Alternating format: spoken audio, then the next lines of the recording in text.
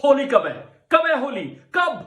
No, no, no, I'm not being a gabbar. I am genuinely excited about this festival of colors, which is Holi, जो इस साल Covid guidelines के तहत मनाई जाएगी। लेकिन कोविड गाइडलाइंस जारी किए जाने के बावजूद भी क्या यूपी के बरसाना में इन गाइडलाइंस का ध्यान रखा गया था या नहीं, और अलग अलग स्टेट्स ने क्या गाइडलाइंस जारी किए हैं, सबकी बात करेंगे इस वीडियो में। मेरा नाम है Arun Singh, let's get started. Holi का त्योहार हिंदू कैलेंडर फागुन के फुल मून नाइट या पूर्णिमा की रात से शुरू हो जाता है। अलग अलग स्टेट्स में इसके अलग अलग नाम है और अलग अलग फ्लेवर्स भी। जैसे वेस्ट बंगाल में इसे डोल पूर्णिमा कहा जाता है, असम में फाकुआ, और उड़ीसा के लोग इस दिन डोला मनाते हैं। उधर तमिलनाडु में पांगुनी उथिराम। कोई भी प्रोनाउंसिएशन अगर गलत हुई हो तो उसके लिए पहले ही माफी। पर पिछला एक साल हमने बिताया कोविड 19 से जंग लड़ते हुए, और अभी वो जंग जीतती हुई नजर आ ही रही थी कि ऐसा लग रहा है कि अब सेकेंड वेव की तरफ हम आगे बढ़ रहे हैं। इंडिया में इस वक्त 3 लाख से ज्यादा एक्टिव केसेस हैं। इसके चलते अलग अलग स्टेट्स ने अलग अलग गाइडलाइंस जारी की हैं। कुछ मेजर स्टेट्स की बात हम इस वीडियो में करते हैं। शुरुआत करते हैं देश की राजधानी दिल्ली से, जहां दिल्ली डिजास्टर मैनेजमेंट अथॉरिटी ने किसी भी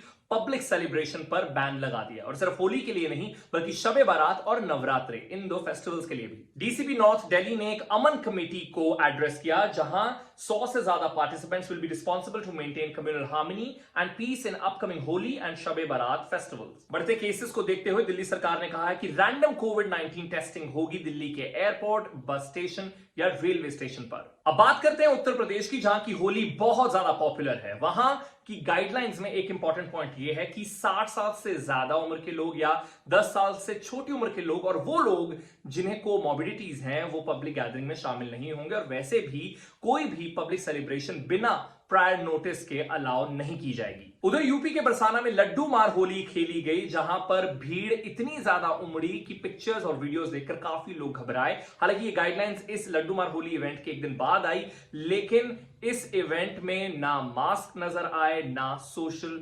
डिस्टेंसिंग। लड्डू मार होली के अगले दिन खेली जाती है लठ मार Holi in the same area, और उस दिन भी कोई फर्क नजर नहीं आया। यूपी गवर्नमेंट की गाइडलाइंस में एक और अहम पॉइंट यह है कि होली के दौरान जो लोग उन स्टेट्स से यूपी में ट्रैवल कर रहे हैं जहां पर केसेस काफी ज्यादा बढ़ रहे हैं, उन्हें कोविड टेस्ट कराना होगा। ओडिशा और गुजरात की सरकार ने भी पब्लिक गैदरिंग पर बैन लगाया हुआ है, और वहीं चंडीगढ़ में भी सेम रूल्स अप्लाई होते हैं। चंडीगढ़ में सरकार ने यह भी कहा है कि पब्स और होटल में होली पार्टीज नहीं होस्ट की जाएंगी, और 31 मार्च तक स्कूल्स बंद रहेंगे। पूरे देश में अगर किसी एक स्टेट में सबसे ज्यादा केसेस हैं तो वो है महाराष्ट्र, और वहां की राजधानी मुंबई में बीएमसी ने किसी भी पब्लिक गैदरिंग पर बैन लगाया हुआ है, और यही सेम फैसला लिया है पालघर की एडमिनिस्ट्रेशन ने भी। कई पॉलिटिकल लीडर सामने आके लोगों से रिक्वेस्ट कर रहे हैं कि कोविड गाइडलाइंस को ओबे करते हुए ही फेस्टिवल मनाया जाए।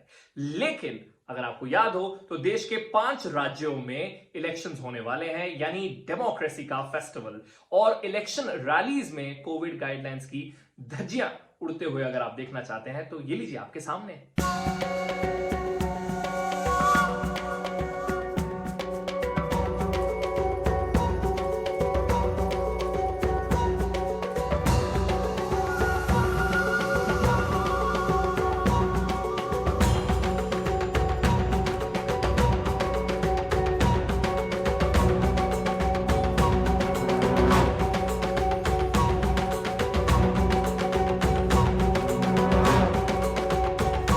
But I want to end the video on a good note. अब भारत सरकार ने कहा है कि देश के जो नागरिक 45 साल के हैं या उससे बड़ी उम्र के हैं, वो भी कोविड 19 की वैक्सीन को लगवाने के लिए एलिजिबल होंगे। That's definitely some good news, लेकिन इसका मतलब ये नहीं है कि हम सारी गाइडलाइंस को एकदम साइड कर दें और फेस्टिविटी में खो जाएं।